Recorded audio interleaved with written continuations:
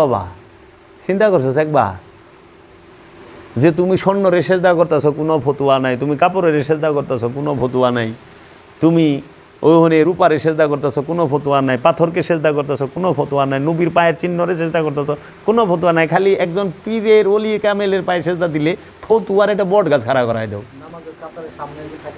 জি, নামাজের কাতারে আমাকে তো বড় বড় মসজিদ অনেক কীরকম অনেক দিন ধরে তো যাই আহি না। ও মনে করে যে জুতাটা আগে সিদ্ধা করার লাগে, আমরা ইমন নামাজি বলছে আমার নিরিখ পর্যন্ত নামাজের সময় জুতার দিকে থাকি, চুরে লয়ে যায় জুতা। আল্লাহর ঘর থেকে তন্ত্রী চুরি খেদাই পারলাম না, শয়তান খেদা মুকুর থেকে চুর খেদাই পারছি। একটা বাক্স জুতাটা সামনে থেকে তারপরে সে পিছে তুলে লয়ে জায়গা এর লেগে জুতা সামনে, নিরিখে জুতা, বর্জকে জুতা, তাসাব্বুরে জুতা। আল্লাহ জুতাটা নিয়ে গেল। সিসি ক্যামেরা লাগাইছে মসজিদে, সিসি ক্যামেরা শুনতে লেগে গেছে গা, চুর ধরবার লেগে ক্যামেরা লাগাইছে, ক্যামেরাই চুরি করে লেগেছে। খবর বাবা তাহলে তাহলে আমাদের উচিত কি, আগে যে জুতা চুরি করে তার ঘরের খোঁজ লওয়া, আগে জুতা চুরি খেয়ে দাও। কারণ পায়ের এখন জুতার টেনশন যদি আল্লাহর সেজদার সময় আয়া পড়ে, রুকুর সময় আয়া পড়ে, নামাজের সময়, এটা দুর্ভাগ্যের কথা না? আমি নিজেই মানে আমার মনে হয় শেষ জুমা এরকমই কিছু, আমি অ্যাপেক্সের থেকে একটা জুতা কিনছিলাম, বিদেশ থেকে আইছি। হ্যাঁ বাবা, নতুন জুতাটা পিন্দা জুমার নামাজটা পড়বার গেছি, সবাই শেষ দেয়, আমিও গেছি একদম শেষেই। কেউ রে বাইরে দেখলাম না, ঠাস করে আমার জুতাটা বাইরে দেখি, মানে খালি ঘোরাইছি বাইরেছি, জুতা নেই, 4 জনের জুতা নেই, 4 জনের জুতা। আমারটা ছিল মনে হয় 2900 টাকা না 2700 টাকা, একজনেরটা যে নিছে না একটা 4800 টাকা। আমার কিন্তু ধনী মানুষের জুতা, এলাকায় বেড়াইছিল, একে সেজদা দিচ্ছে। তাহলে ওই জুতা সুর মসজিদে নামাজেরও তো অবস্থায়, সেজদারও তো অবস্থায় ছিল, আমরা আল্লাহর সেজদা দিচ্ছি, ও জুতা লেয়ে ভাগছে। ফেরেশতারা কী করলো? এই যে বিষয়গুলো, তাহলে আগে আমি দেখি যে আমাকে কি বুঝাইতে চাচ্ছে। কাবা ঘরের চাবি কুমড়ে রাখাতে ফজিলত নাই, কাবার হাজি গো পানি পান করাতেও ফজিলত নাই, এটা কোরআনে আল্লাহ কয়ে দিয়েছে। আমাকে সবচেয়ে দুর্ভাগ্য কি জানেন? আমরা কোরআনের শুরু থেকে শেষ পর্যন্ত বাংলা অর্থটা মন দিয়ে পড়ি নাই, এটা হলো আমাকে দুর্ভাগ্য। এবং পড়লেও আমরা বুঝতে পারি না, কারণ আল্লাহ কোরআনে বলে দিছে এই কোরআনের কিছু আয়াত মুহকাম আর অধিকাংশ আয়াত মুতাশাবে। মানুষ মুতাশাবে আয়াতগুলো নিয়েই তর্কে লিপ্ত থাকে, মুহকামের দিকে মানুষ নজর দিতে চায় না। এজন্য কোরআন হচ্ছে অনেক বড় একটা কাব্যগ্রন্থ। এইখানে আদ সামুদ জাতির ঘটনা আছে, এখানে জুলকারনাইনের ঘটনা আছে, এখানে কাহাববাসীর ঘটনা আছে, এইখানে তোমার খিজির মুসার ঘটনা আছে, এখানে বানি ইসরাইলের ঘটনা আছে, এখানে কওমে লুতের ঘটনা আছে, নূহের ঘটনা আছে, এখানে তোমার সুলাইমান রানী বিলকিসের ঘটনা আছে, দাউদ ইবনে সুলাইমানের ঘটনা আছে, এখানে জিনদের ঘটনা আছে, জালিমদের ঘটনা আছে। এর ভিতরে আত্মপরিচয় লাভের জন্য যে যে রুটগার্ড প্রয়োজন সেই সম্পর্কে আয়াতগুলো আল্লাহ রাইখা দিছে ভিতরে, এক এক জায়গায় ছড়ানো ছিটানোভাবে, একত্রে নাই, গুচ্ছ ধরা নাই, সিরিয়ালভাবে না, এই গুচ্ছ একত্রে, এইটারে পুরা গবেষণা করে ওইটারে সাইকা আনা হইলো তোমার কর্ম। এর জন্য বলছে এই কোরআন হচ্ছে জ্ঞানীর জন্য নিদর্শন, জ্ঞানীরা ছাড়া এই কোরআন কেউ বুঝে না। এবং আল্লাহকে একমাত্র ভয় করে আলেমগণ।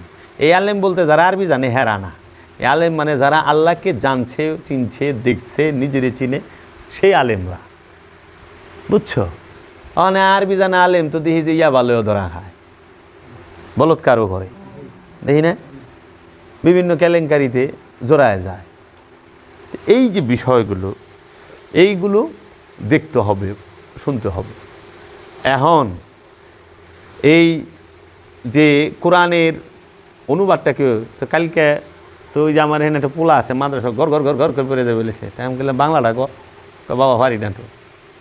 ওই যে হাফেজ কি সুন্দর করে ডাবায়া ডুবায়া কলকলা কয়, এনে কলকলা উচ্চারণ করে, হ্যাঁ ঠিক মতো করে সব, কিন্তু অর্থ জানে না, কোনটার পরে কোনটা, কোনটারে।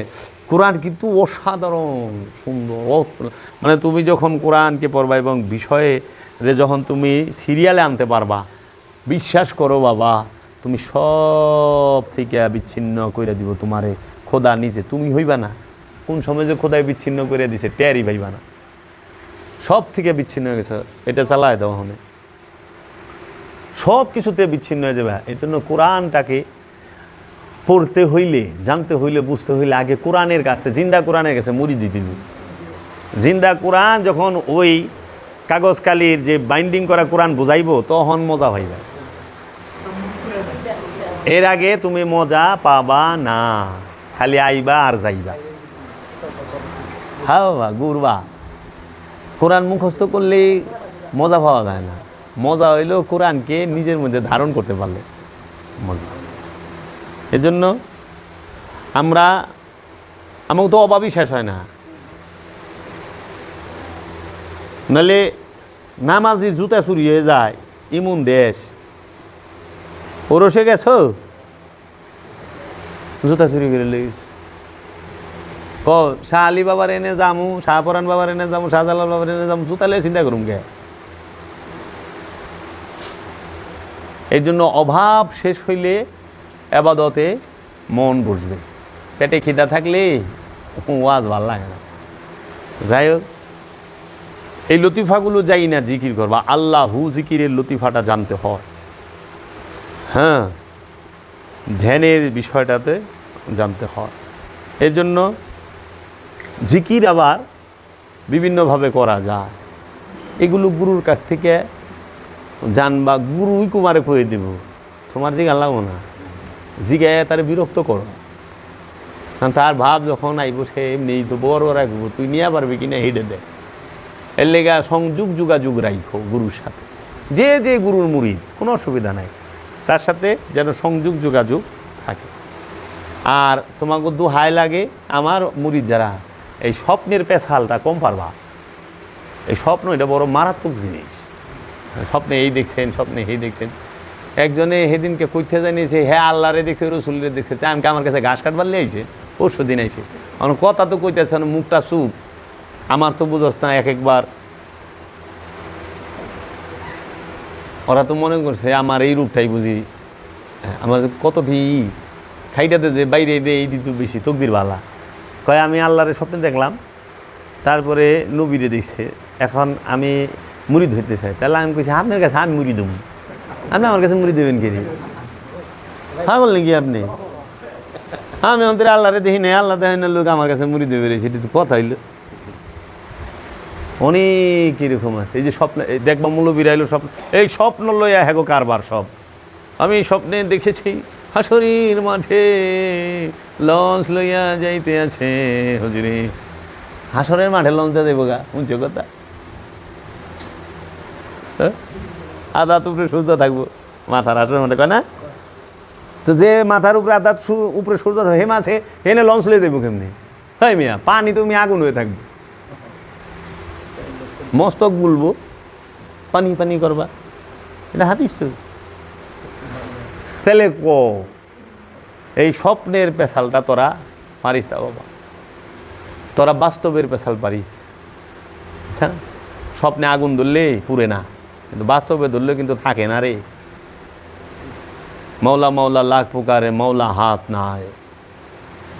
আমার কাছে এক মুড়ি দিয়েছিল, হ্যাঁ ডাইন দুধ খালি ভাল পারে, রু জাগ্রত হয়ে গেছে খালি ডাইন, ওই যে ডাইন দুধের এখানে কইছে রু, ডাইন দুধ বলে খালি ভাল পারে।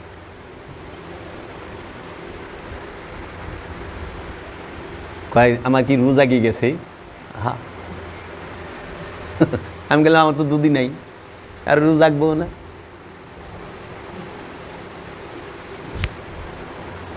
এটা হলো রূপকথা। বেড়া মেশে দুধ আছে, তোকে দুধ আছে নাই তো, হ্যাঁ ফাল পারে, হ্যাঁ নরে সরে হইতে পারে। এই ঠিক ওরা রুরে কি মনে করে, কি কইবেন? স্বপ্নে দেখেছেন, এই স্বপ্ন, আমার স্বপ্নের কথা কইলে আমার কি মন লাগে, মনটা কয়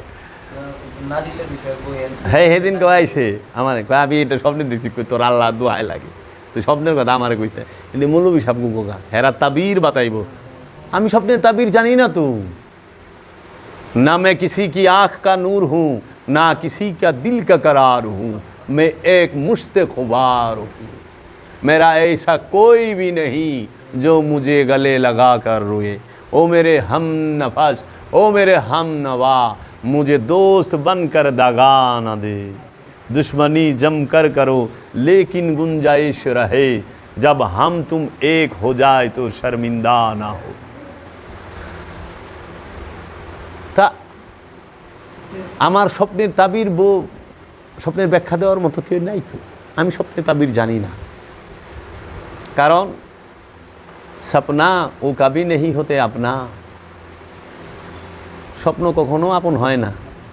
নবীর স্বপন ওইটা সত্য। নবী স্বপ্নে দেখাই পোলারে কুরবানি করবার লেগে মিনাই লয়ে গেছে, আর তো কানের গুড়ে ঠেলে গেলেও তো তোরা করতে বেরিয়ে বেরোছিস, বুঝছস তো হত্যা কই। ইব্রাহিম নবী স্বপ্নে দেখছে কুরবানি করার হুকুম। আল্লাহ রসুল কিন্তু মেরাজে স্বপ্নে যায় নাই। মাওলা হুসাইন কিন্তু শাহাদাত স্বপ্নে হয় নাই। মাওলা হুসাইনের আওলাদরা শাহাদাত স্বপ্নে হয় নাই গুলি। মা ফাতেমা শাহাদাত স্বপ্নে হয় নাই, বাস্তব হয়েছে। গলাটা কাটলে যে কতখানি জ্বলে, কতখানি ব্যথা হয়, কতখানি যন্ত্রণা হয়, হারে হারেই বুঝতে পারছে কে রসুলের আওলাদ। তাহলে কলিজা কাটলে কেমন লাগে? রসুলের কলিজা কাটছে, রসুলের আওলাদের কলা কাটছে। তোমার একটু হাত কাটলে তোমাকে এত কষ্ট, এত মামলা মোকদ্দমা হয়ে যায়, এত মামলা মোকদ্দমা করো, এত অভিশাপ দাও, আর আওলাদের রসুলদেরকে একে একে হাত পাগুলো কুবায়া কুবায়া কাটছ, গলাগুলো কুবায়া কুবায়া কাটছ। তারা যদি মামলা করতো, মামলা নেওয়ার মতো থানা আছে আর ওই অফিসার আছে, লিখবো কী কী করছে, কী কী কাটছে, মরে দিব তো অজ্ঞান হয়ে, ফির এমনিই মরে হার্ট অ্যাটাক হয়ে যায়। হ্যাঁ হ্যাঁ কী কর এইভাবে? আরে মিয়া একটু পাও কাটলে কত ইনায় বিনায় কও, একটু হাত কাটলে, আর এই দেহটার থেকে কল্লাটা কাইটা বল্লমের মধ্যে বিন্দায়া উষা করে রাখছে। আহা, মাওলা হুসাইনের মাথা মুবারক বল্লমে বিন্দায়া উষা করে রাখছে। 12 জন ইমামের মাথা মুবারক বল্লমে বিন্দায়া উষা করে রাখছে। কাফেলা যাইতেছে, হায় হায় হায় হায়। মাওলা আব্বাস আলমদার মাওলা হুসাইনের ভাইয়ের এই হাতটা খুব দেখাইটা ভালাই দিছে, এই হাতটা খুব দেখাইটা ভালাই দিছে, এই পাটা খুব দেখাইটা ভালাই দিছে, এই পাটা ভালাই, এই নাকের থেকে খুব দে ঠোঁট কিনা কাইটা ভালাই দিছে, টুকরা টুকরা করে হালাইছে। এটা কি যন্ত্রণা নাই রে বাপ? ব্যথা নাই? তারা কি কাঁদে নাই, চিৎকার করে নাই?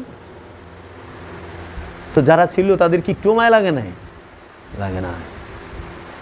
হেগো পিছে খারায় কি নামাজ পড়ুম, আর হেগো যারা রাদিয়াল্লাহু তাআলা আনহুম কয় তাগো পিছে খারায় নামাজ পড়ুম, হেগো যারা ভালোবাসে তাগো পিছে নামাজ পড়ুম। আর মিয়া কি কও তোমরা? হাসতে হাসতে আগুনের মধ্যে নাইমা যাম, তাও তো অগো পিছে নামাজ পড়ুম না, না সম্ভব না। কারণ যাদের মধ্যে মানবতা নাই, মহানুভবতা নাই, মনুষ্যত্ব নাই, মনুষ্যত্ব বোধ নাই, যাদের মধ্যে রসুলের মহব্বত নাই, আওলাদের রসুলের মহব্বত নাই, আল্লাহর ভয় নাই, তাহাদের সাথে থাকা থেকে তাহাদের থেকে পিছপা হয়ে যাও কত ভালো না? যদি তারা মিম্বরেও থাকে তাও তো এখানে যাবো না, না ওই সংখ্যাটাই তো বেশি। এই যে এই যে রাদিয়াল্লাহু তাআলা আনহু কয় 10ই মুহররমের মাতম বাংলাদেশ থেকে উঠাই দিল। হ্যাঁ হ্যাঁ শুনছা, এইগুলা সব আজগবি শরীফের কথা নাজিল হয়েছে না।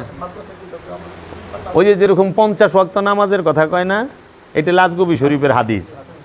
এটা আজগবি শরীফ থেকে হুইনে আল্লামা জামাকসুরি তার তাফসিরে কাশফের মধ্যে লিখছে। আবার উনার থেকে হুইনে অন্য মৌলবী সাহেবরা সবাই অনুবাদ তো করন লাগবো, এতটা দান ছাস কিছু তো কন লাগবে। এর লেগে মেরাজ থেকে আল্লাহ 50 ওয়াক্ত নামাজ নিয়ে এসেছেন। দলিল কোথায়? আজগবি শরীফ থেকে আনা। আজগবি শরীফ থেকে শুনে আল্লামা জামাকসুরি তিনি ছিলেন মুতাজিলা ফিরকার অনুসারী। আজগবি শরীফ থেকে আল্লামা জামাকসুরি শুনে তিনি এইটা তার তাফসিরে কাশফের মধ্যে লিখেছেন।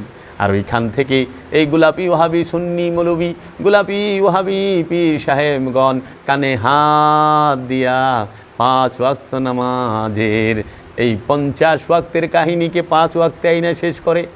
কিন্তু কোরআনে দায়মি সালাতের কথা আছে স্পষ্টভাবে। সূরা মারেজের 23 নম্বর আয়াতে, 70 নম্বর সূরা মারেজের 23 নম্বর আয়াতে সেইটাকে সম্পূর্ণ অস্বীকার করে।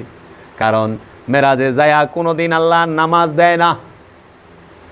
নামাজ তো জান্নাতেই নাই, লা মুকামে নামাজের চিন্তা থাকেনি। এই মিয়া, জান্নাতে নামাজ আছে? জান্নাতে নামাজ পড়বো কেউ? জান্নাতে মসজিদ আছে? যে মসজিদ নাই, আজান নাই, আকামাত নাই, জান্নাতে নামাজ নাই, আর তুমি মিয়া লা মুকামে আল্লাহ বইয়া রইছি। এই আল্লাহ লা মুকাম থেকে মহানবী আর আল্লাহ প্রিয়তমা, আশেক মাসুক, হ্যাঁ, আল্লাহ তার হাবিব, দুইজনের মিলন হচ্ছে এই জায়গায় বান্দার নামাজ। নামাজ, আরে এত সময় আছে রে? নামাজ লয়ে বলে আইছে। আবার মুসা 5 আসমানে স্টপিস ঠেকায়া, পারবে না, পারবে না ও রাসূল, পারবে না। আমার উম্মতেরা এত শক্তিশালী ছিল, এত বড় বড় কমলা খাইছে, এক উঠে এক কমলা লইয়া শুইয়া পড়িত। সেই উম্মত আমার, তারা পারে নাই। আপনার উম্মত তারও দুর্বল, জাবের দুর্বল, গোলাম রসুল দুর্বল, আলামিন দুর্বল, শাহিন দুর্বল, ওরা পারবে না, কমাইয়া লইয়া যান। তখন আবার ঠিকই তো কইছেন, তখন আবার যাইতে বুরাক লাগে নাই। গেল তো মেরাজে বুরাকি, তাই না, রব রবে। কিন্তু যখন পঞ্চম আসমানে আইতে সময় ঠেকে গেছে, মুসা নবী যখন দিল উপদেশ সংশোধন করার লেগে, ওই সময় কিন্তু আবার বুরাক লয়ে যায় নাই। আবার চলে গেলেন। কিভাবে গেলেন হুজুর? তাহা তো হুজুরে লেখে নাই। কিভাবে যে গেলেন তাহা হুজুরে লেখে নাই। যাক গিয়াছেন, আল্লাহ বললেন কেন এসেছেন হাবিব? আল্লাহ গো, পারবো না, পারবো না, যান 5 ওয়াক্ত কমাই দিলাম। মানে দর কষাকষি চলতেছে। 45 আবার আসিয়া পড়িলেন, মুসার লগে আবার দেখা। আচ্ছা, কেউ লোকে দেখা হয় না, উনার লগে খালি দেখা হয়। 9 বার দেখা হয়েছে এর লগে, আর কেউ লগে দেখা হয় নাই। একবার চিন্তা করছ, ইহুদিরা সূক্ষ্মভাবে আল্লাহর রসুলকে কেমনে ছোট করছে? এটা ইহুদিগো চক্রান্ত, বারনাবাস থেকে নেওয়া। ইহুদিরা আল্লাহর রসুলকে রহমাতাল লিল আলামিনকে মুসা থেকে নিচে দেখাইছে, মুসা থেকে অজ্ঞানী দেখাইছে, মুসা থেকে ছোট দেখাইছে, মুসার থেকে কম বুঝে রসুল এইটা দেখাইছে, মুসা আল্লাহর রসুলকে হুকুম দেওয়ার ক্ষমতা রাখে এইটা দেখাইছে। কিন্তু আল্লাহ কোরআনে সূরা আলে ইমরানের 81 নম্বর আয়াতে কয়ে দিচ্ছে, এই মুসা, ঈসা, এই শীষ, এই নূহ, জাকারিয়া, ইয়াহিয়া, সবাই শুনে রাখো, আমার এক রসুল আসবে, সেই রসুলের উপর ঈমান আনবা তোমরা সবাই। সেই রসুলের উপর ঈমান আনতে হবে। যদি ঈমান না আনো, তোমাকে নবুয়ত বাতিল করে দেবো, তোমাদের রিসালাত বাতিল করে দেবো, জব্দ করে লমু। তোমরা বলো, ইকরার করো, সাক্ষী দাও আমাকে। সবাই বলল হ্যাঁ আমরা ঈমান আনবো। তখন বললো আমিও সাক্ষী রইলাম, তোমরা সবাই কি ঈমান আনবা। তাই এর কে আদমের উম্মতের কালেমা কি? লা ইলাহা ইল্লাল্লাহ আদম সফিউল্লাহ। নূহের কালেমা লা ইলাহা ইল্লাল্লাহ নূহ নবিউল্লাহ। ইব্রাহিমের উম্মতের কালেমা লা ইলাহা ইল্লাল্লাহ ইব্রাহিম খলিলুল্লাহ। লা ইলাহা ইল্লাল্লাহ মুসা কালিমুল্লাহ, মুসার উম্মতের কালেমা। ঈসার উম্মতের কালেমা লা ইলাহা ইল্লাল্লাহ ঈসা রুহুল্লাহ। তাহলে এটি তো উম্মতের কালেমা। তা আদমের কালেমা কি? মুসার কালেমা কি? ঈসার কালেমা কি? নূহের কালেমা কি? এরা কোন কালেমা পড়ছে? আদম আলাইহিসসালাম কোন কালেমা পড়ছে? শীষ আলাইহিসসালাম কোন কালেমা পড়ছে? নূহ আলাইহিসসালাম কোন কালেমা পড়ছে? ইয়াকুব আলাইহিসসালাম কোন কালেমা পড়ছে? ইউসুফ আলাইহিসসালাম কোন কালেমা পড়ছে? ইব্রাহিম আলাইহিসসালাম কোন কালেমা পড়ছে? ইসমাইল আলাইহিসসালাম কোন কালেমা পড়ছে? দানিয়াল আলাইহিসসালাম কোন কালেমা পড়ছে? জুলকারনাইন কোন কালেমা পড়ছে? দাউদ আলাইহিসসালাম কোন কালেমা পড়ছে? শুআয়ব আলাইহিসসালাম কোন কালেমা পড়ছে? সুলাইমান আলাইহিসসালাম কোন কালেমা পড়ছে? মুসা কোন কালেমা পড়ছে? ঈসা কোন কালেমা পড়ছে? তারা সবাই পড়ছে লা ইলাহা ইল্লাল্লাহু মুহাম্মদ রাসূলুল্লাহ সাল্লাল্লাহু আলাইহি ওয়াসাল্লাম। সমস্ত নবীর কালেমা হইল এইটা। নবীর কালেমা হইল লা ইলাহা ইল্লাল্লাহ মুহাম্মদ রাসূলুল্লাহ। উম্মতের কালেমা হইল কি? লা ইলাহা ইল্লাল্লাহ নূহ নবিউল্লাহ। তা আমরা সেই নবীর উম্মত। আর আমার দয়াল রসুলকে, আমার দয়ালের রসুলের আওলাদকে এই ইহুদির এবং এই বারনাবাসের যারা আছে, এই খ্রিস্টানেরা, এরা সবাই চক্রান্ত কইরা মুসারে দিয়া আল্লাহ রসুলের উপদেশ দেওয়া। আরে আল্লাহ রসুলকে দেখলে তাজিম করতে হবে। মুসা খারায় যাইব, ঈসা হারাই যাব, উপদেশ দেওয়া পারবো না। জান কামাইলেন আল্লাহ রাব্বুল আলামিন গেলেন আবার 45 থেকে 40, 40 থেকে 35, 35 থেকে 30, 30 থেকে 25, 25 থেকে 20, 20 থেকে 15, 15 থেকে 10, 10 থেকে 5 করাইয়া 9 বার সংশোধন করাইলেন। আল্লাহকে বানাইলেন সংশোধনবাদী, আর মুসাকে বানাইলেন তিনি উপদেষ্টা, আর আল্লাহর রসুল হইল যায়া সংশোধন করার জন্য সুপারিশকারী। নাউজুম আমার রহমাতাল্লিল আলামিন মেরাজে যায় নামাজ আনছে। হ্যাঁ, মেরাজ কি নামাজ আননের লেগে? আসসালাতু মেরাজুল মুমিনিন, সালাত হচ্ছে মুমিনের জন্য মেরাজ। আচ্ছা দেহ তো রসুল নামাজ পড়ে মেরাজে গেছে না মেরাজে যায় নামাজ আনছে? মৌলভী সাহেব, রসুল তো মেরাজে যায় নামাজ আনছে। আপনাকে কথা, আমার কথা না, আপনাদের কথা। রসুল মেরাজে যায় নামাজ আনছে। আর আমি বাবা জাহাঙ্গীরের মুরিদ বলতাছি, আমি বাবা জাহাঙ্গীরের কাছ থেকে যেটা পাইছি, আমি বাবা জাহাঙ্গীরের কোরআন দর্শন, কোরআনুল মাজিদ, এই কোরআন কিতাব গবেষণা করে, সালাতের কথা গবেষণা করে আমি যেটা পাইছি, আল্লাহর হাবিব যখন কাবায় মক্কায় অবস্থান করেন তখনও সলাৎ ছিল। সেই সলাতের নাম দাইমি সলাৎ। কারণ সেই সলাৎটার নাম দাইমি সলাৎ কারণ কি? ওই যে সাহেব সূরা বনী ইসরাইল, এটা মাক্কি সূরা, মক্কায় অবতীর্ণ হয়েছে। ওইখানে সূরা বনী ইসরাইলের 78 নম্বর আয়াতে বলতেছে, ওয়া আকিমুস সালাতু লিদুলিকি শামসি ইলা গাসাকিল লাইলি ওয়া কুরআনাল ফজরে ইন্না কুরআনাল ফজরে কানা মাশহুদা। ওয়া আকিমুস সালাত, এবং সালাত কায়েম করো, ইজা গাসাকিল লাইলি, সূর্য যখন রাতের অন্ধকারের দিকে হেলিয়া পড়ে। ওয়া কুরআনাল ফজরে, নিশ্চয়ই ওয়া আকিমুস সালাত লিদুলিকি শামসি ইলা গাসাকিল লাইলি, সূর্য হেলিয়া পড়ার পূর্বে, রাতের অন্ধকারে সূর্য হেলিয়া পড়ার পূর্বে সলাৎকে কায়েম করো। এখন এই সূর্য বলতে এই সৌরজগতের সূর্য না রে, মাথার উপরে যে সূর্য থাকে, এই সূর্য জীবনে উঠেও না, জীবনে ডুবেও না। সূর্য উঠে রে, সূর্য ডুবে। নরওয়ে আমার ছেলেরা তাকে মুড়িদেরা কয়, বাবা 4 ঘন্টা রায়, হ্যাঁ অনেক রায় 4টা বাজে কিন্তু সূর্য আছে। যা নিউজিল্যান্ডে যা, ফিনল্যান্ডে যা, আইসল্যান্ডে যা, দেখ এমনও দেশ আছে পৃথিবীর বুকে যে সূর্য 6 মাস ডুবেই না। তাহলে ওখানে কি আয়াত হয়? তা আল্লাহ কি অবৈজ্ঞানিক কথা কয়? না, এইটা হলো জীবন সূর্য। ওয়া আকিমুস সালাত, সালাত কায়েম করো, লিদুলিকি শামসি, সূর্য যখন ঢলিয়া পড়ে, ইলা দিকে গাছা কিল অন্ধকারের লাইলে, রাতের এই মৃত্যু নামক যে ঘন অন্ধকার রাত, এই রাতের দিকে তোমার জীবনটা ঢলিয়া পড়ার আগেই তুমি সালাতকে প্রতিষ্ঠিত করো। যদি করতে পারো দেখবা যে কি কোরআন, ওয়াকিমুস সালাত লিদুলিকি শামসি ইজা গাসাকিল লাইলি ওয়া কুরআনাল ফজরে, যদি এই সালাতকে প্রতিষ্ঠিত করতে পারো তাহলে দেখবা ওয়া কুরআনাল ফজরে, এবং ভোরের কোরআন, ভোরের কোরআন, কোরআনকে স্বয়ং আল্লাহ নিজে, কোরআনকে স্বয়ং মহানবী নিজে, এই সে যে কোরআনটা উদয় হবে, যেরকম ভোরের সূর্য দেখো না, ভোরবেলায় তাকায় থাকুন যায় সূর্যের দিকে, কিন্তু ওই সূর্যটা দুপুরে মাথার উপরে আইলে তাকান যাব না। এই জন্য যখন সাধক তার মধ্যে আত্মজাগরণ দেখে, তখন সে ভোরের কোরআন দেখে, তখন সে তা দেখতে পায় তার ভিতরে তাজাল্লি। কিন্তু যখন সে পরিপূর্ণ হয়ে যায় তখন তার সামনে দাঁড়ানোই মুশকিল। এই জন্য সে ওয়া কুরআন আল ফজরে, ইন্না কুরআন আল ফজরে, নিশ্চয়ই এই ভোরের কোরআন, ইন্না কুরআন আল ফজরে, ভোরের কোরআন, কানা মাশহুদা, হয় প্রমাণিত, ভোরের কোরআন হয় প্রমাণিত। তাহলে ভোরের কোরআন রে বানাইছে কি? ফজরের নামাজ, হ্যাঁ, গাসাকিল লাইলে এশার নামাজ, আকিমুস সালাত, সালাত। এই সারা আয়াতের মধ্যে সালাত শব্দটা একবার আছে, কোরআন শব্দটা 2বার আছে। কোরআনে নামাজ বানায় থেকে দিছে, কোরআন অর্থ কি নামাজ, তাই সালাত অর্থ কি মৌলভী কয় নামাজ অর্থ বুঝানো হয়েছে, গ্রামার বুঝেন না। ও তাই নাকি মৌলভী? আমার কয় আপনি গ্রামার বুঝেন না, কোরআনের আরবির এটা নামাজ সম্পর্কে বোঝানো হয়েছে। হয় কোরআন কি গ্রামার দিয়ে আইছে না দর্শন দিয়ে আইছে? কোরআন হলো আত্মদর্শন। কোরআন কি গ্রামার আর ব্যাকরণ রে? ভাষার লেগে ব্যাকরণ, ভাষার লেগে গ্রামার। ভাষা শিখতে ব্যাকরণের দরকার হয়, গ্রামারের দরকার হয়। কোরআন শিখতে গ্রামার আর ব্যাকরণের দরকার হয়। যদি হয় তাইলে মাওলা আলী যখন কোরআন শিখছে তখন তিনি ব্যাকরণ আরই আগে হিগে নাই। হজরত বেলাল এত পড়াই জানেন না, তো কোরআন শিখলো কেমনি? কোরআনকে দাঁড়ান করলে কেমনি? কিরে ওয়াইসাল কারণী জিন্দা কোরআন, জিন্দা কোরআন। তো এখন 50 ওয়াক্ত ইতিহাস দিয়া আল্লাহ রসুলকে ছোট করছে এরা। ঘোর চক্রান্ত তোমরা। আর তোমরা আছো মাশাল্লাহ বারোবারের ভাত খায় তো মোল্লার মাত নাটি চুকেছেই তোমাকেও শেষ। কারণ বিহাজ আল ইমাম, হুজুরের যেই নিয়ত আমারও সেই নিয়ত, হুজুর যেই দিকে আমিও সেই দিকে, নারায় তাকবীর আল্লাহু আকবার, বাস লাগাও।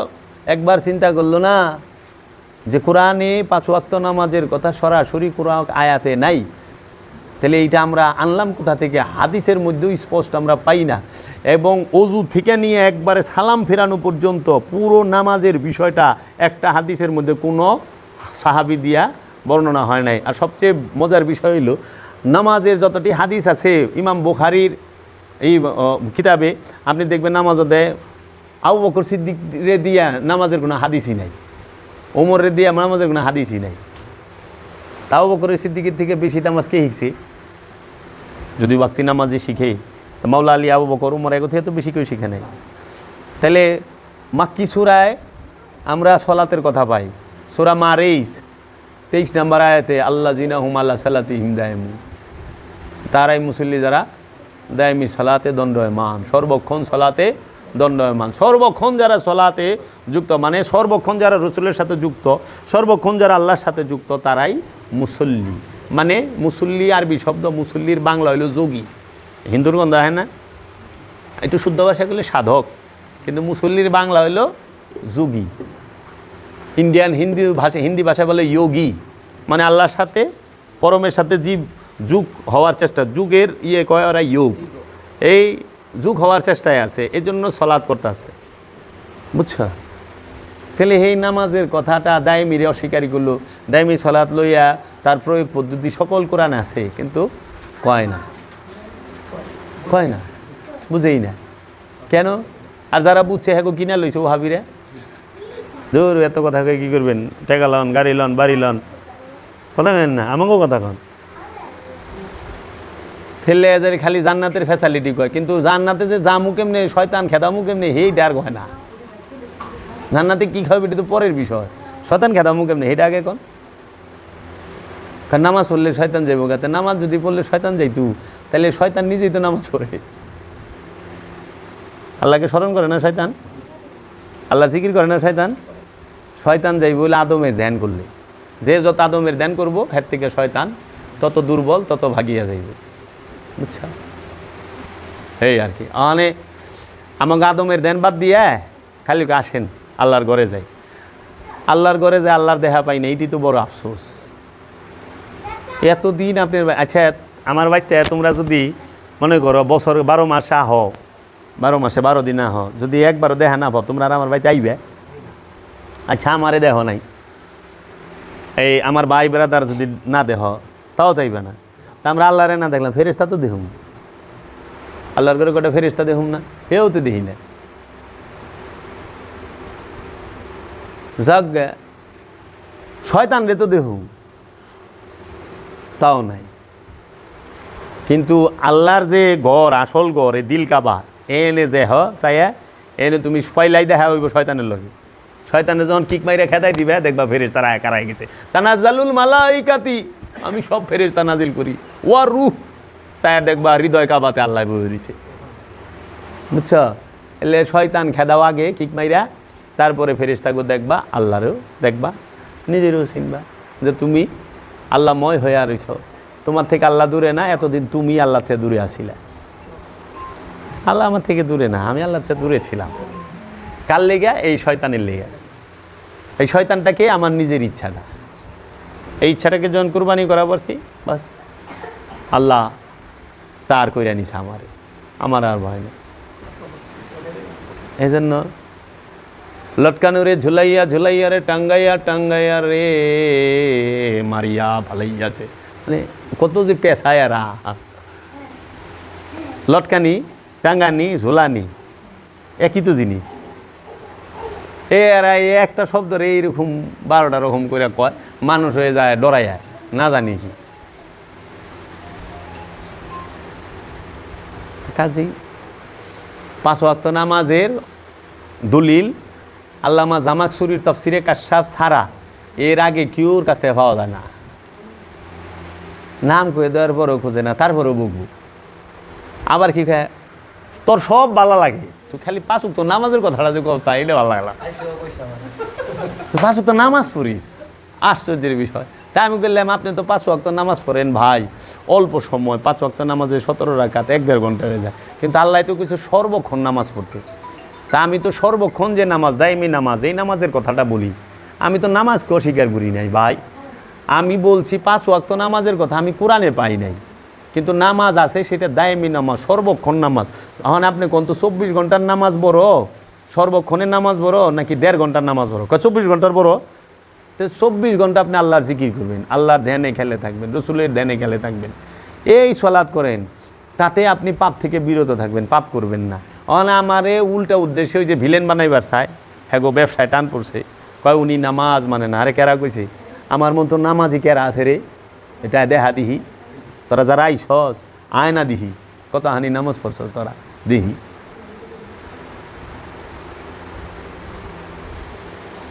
সলাৎ নিয়ে আমাদের কোনো মতভেদ নাই। আমাদের কথা হইল যে আমি কোরআন মাজিদে পাইছি দায়মির কথা, আমাদের মতভেদ হইল দায়মি আর ওয়াক্তি লইয়া, আনুষ্ঠানিক নামাজ আর হাকিকি নামাজ, এইটা লইয়া হইল মতভেদ। আমি তো নামাজ পড়তে কাউরে বারণ করি না, উল্টা আমি আমার মুরিদ গো কই সর্বক্ষণ সালাতে থাকবি।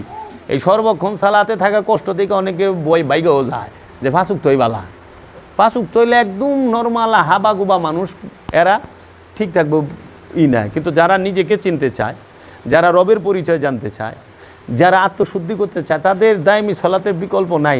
এর জন্য সলাৎ ছাড়া কেউ জান্নাতে যাইতে পারবে না, সলাৎ ছাড়া কেউ আত্মশুদ্ধি লাভ করতে পারবে না, সলাৎ ছাড়া কেউ নিজেকে ভালো মানুষ রূপে গণ্য করতে পারবে না। ওরা কি হুজুরে নামাজ মানে না, আমি নামাজ মানি না বলে। এই যে এতক্ষণ বড় কথা কইতেছি, কি কইতেছি? আমার কথা শুনে এই যে এতক্ষণ শুনলো এমন কোনো মার বেটা আছে যে খারাপ পথে যাইব রে? ডাকাইদের ভালো হয়ে যাও লাগবো, এতে ভাঙ্গাবার কয় কেমনে? তোমরা হার আগে আমি যা কইছি।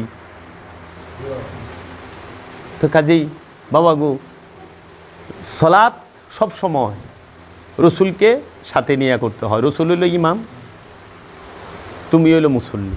দেখো না মসজিদে ইমাম রে সাথে লয়ে করো না, ইমাম আগে যা করো তুমিও তাই করো। তখন কোরআনে কইতেছে সূরা বনী ইসরাইলের 91 নম্বর আয়াতে, আমি কিয়ামত দিবসে, অনেক রাতে গেছে, আমি কিয়ামত দিবসে প্রত্যেক নফসকে তার ইমাম সহ ডাকুম। কিয়ামতের দিন প্রত্যেক ব্যক্তিকে তার ইমাম সহ ডাকা হবে। তখন বাবা গো, কিয়ামতের দিন হাসরের মাঠে আমাগো যে ইমাম সহ ডাকবো, সেই ইমামটা কেরা? আমার মসজিদের ইমাম? তাহলে ওই ইমাম কি? তখন শুধু একটা উত্তর দেয়, আমাদের ইমাম মহানবী সাল্লাল্লাহু আলাইহি ওয়াসাল্লাম। আচ্ছা ঠিক আছে, তাহলে কোরআনের এই আয়াতের কী করবেন? আমি প্রত্যেক জাতিতে প্রত্যেক ভাষায় আমার রসুল প্রেরণ করেছি আমার নিদর্শনসমূহ বর্ণনা করার জন্য। তাহলে মহানবী কইবা আরবি, আমি তো কমো বাংলা, আরবি তো আমি বুঝবো না। যদি আমারে ডাকে তালিয়া যাবে রোহ জান্নাত, মোতালিবা করে খানা না, আমাদের একটা খোলা আছে, তাল রো জান্নাত, হ্যাঁ রো জান্নাত, হ্যাঁ বুঝে না তো ওই যে জিনিস তারা। তখন কী করার লাগে? তর জি জি বাবা যাচ্ছি। তাহলে ফেরেশতারা আমাকে আরবিতে জিজ্ঞাসা প্রশ্ন, আমি বাংলা উত্তর দিব, হ্যাঁ বুঝে না আমারটা, আমিও বুঝি না হ্যাঁটা, দূরে কাটাকাটি যা। এটা কথা হইল? এক আয়াতের সাথে আরেক আয়াতের কেমনে দাঁড় করাচ্ছে বুঝা মিল দিয়া। এর জন্য কোরআনটাকে গবেষণা করেন। আপনারা আইবেন, আমি এইগুলো কমপ্লিট করলে আমি এই বিষয়ে আপনি এই ক্লাসই করাম একদম। আমার যারা ছেলে তাগো দেখ যে কি আছে কোরআনে, আমি তবই শিখাই থুয়া যাম, দেখাই থুয়া যাম। দেখ যদি মিথ্যা হয়, যদি হয় আমার ফালায় থুয়া জাগা,